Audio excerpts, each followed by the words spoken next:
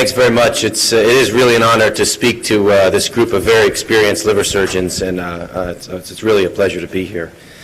I'm going to talk about the question that was posed to me is whether or not laparoscopic approaches adversely affect cancer outcomes. I'll just start right out by saying there are not a lot of data to help us with this, so we're going to end up with a fair amount of philosophy. I'm not going to talk about staging. I'm going to really talk about what the technique of how the operation is done and how it may or may not affect outcomes for cancer. So I first started by saying to myself, well, why would laparoscopy in and of itself, ports, CO2, pneumoperitoneum, have any effect on cancer? And I am old enough, maybe barely old enough, to remember the early days of lap chole and the beginnings of therapeutic laparoscopy.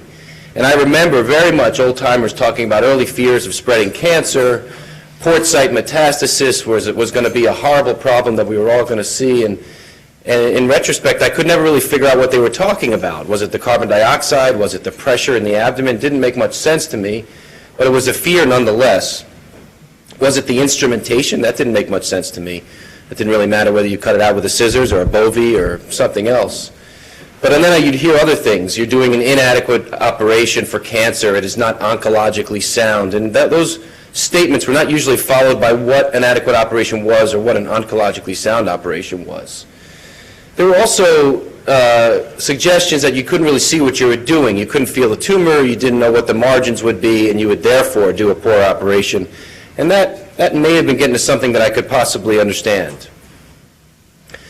So I think just to start out with some basic premises, I think when we look at resections for cancer and outcomes that we all quote for all the diseases that we treat, surgical outcomes for cancer are based on a very simple principle, and that is to remove the tumor with a margin of normal tissue around it. For the most part in liver surgery, we're not talking about lymphadenectomy. We're not talking about intraluminal GI cancers. It's a little bit of a different issue.